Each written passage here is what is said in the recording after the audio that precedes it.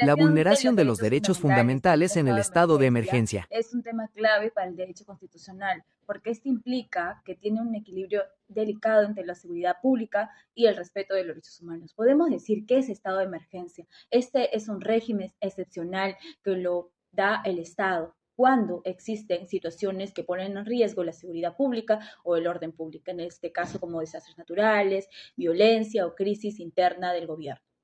En países como el Perú, esto está permitido en la Constitución y se dice que se pueden restringir ciertos derechos, pero temporalmente, como cuáles: la libertad del tránsito, la libertad a la reunión, la inviolabilidad de domicilio y también la libertad personal. Esto, sin embargo, significa que el Estado puede actuar, sí, pero con límites.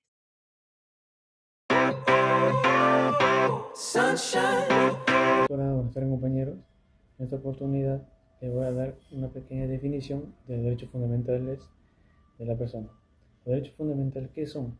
Son el conjunto de derechos básicos e indispensables que le corresponden a toda persona por hecho solamente de ser seres humanos. Estos derechos son reconocidos y garantizados a nivel mundial, de igual forma por nuestra Constitución y el ordenamiento político de nuestro país.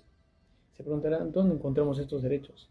Estos derechos los podemos encontrar en nuestra Constitución, en el capítulo 1, título 1, artículo 2 de nuestra Constitución Política del Perú.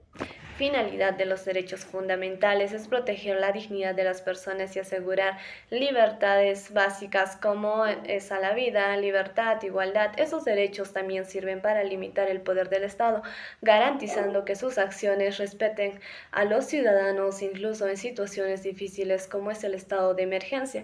En este contexto, su finalidad es evitar abusos de autoridad. Algunos derechos pueden restringirse temporalmente. Así, los derechos fundamentales aseguran que las medidas del Estado sean legales, necesarias. En un contexto de un estado de emergencia, el ordenamiento jurídico nacional y los derechos internacionales establecen derechos que se pueden limitar y aquellos inderogables o absolutos. Dentro de los derechos que se pueden limitar tenemos la inviolabilidad del domicilio, la libertad de tránsito en el territorio, la libertad de reuniones, la libertad y seguridad personales. Y dentro de los derechos inderogables tenemos el derecho a la vida, el derecho a la protección de la familia, las garantías judiciales, etcétera. Bien, en el cuarto subtema tenemos las formas en las que se vulneran los derechos fundamentales en un estado de emergencia. Entre ellas tenemos el uso excesivo de la fuerza. Esto se da cuando las fuerzas del orden usan una fuerza desproporcionada contra la población, ya sea que atentan con la vida o la integridad personal. También tenemos detenciones arbitrarias. Esto afecta cuando no hay razón judicial ni razones válidas y estas están también retenidas por mucho tiempo, ¿no? Y esto atenta contra el derecho a la libertad personal. También a la violación del domicilio. Los agentes del orden pueden ingresar a las viviendas sin una orden judicial o sin ningún permiso, ¿no? Y esto atenta contra el derecho a la inviolabilidad. Tenemos la encuesta CAP, problemática la vulneración de los derechos fundamentales en el estado de emergencia. Como primer aspecto tenemos el conocimiento. Tenemos 3 preguntas. La primera, ¿conoces algún derecho fundamental que se restringe en el estado de emergencia? ¿Sí o no?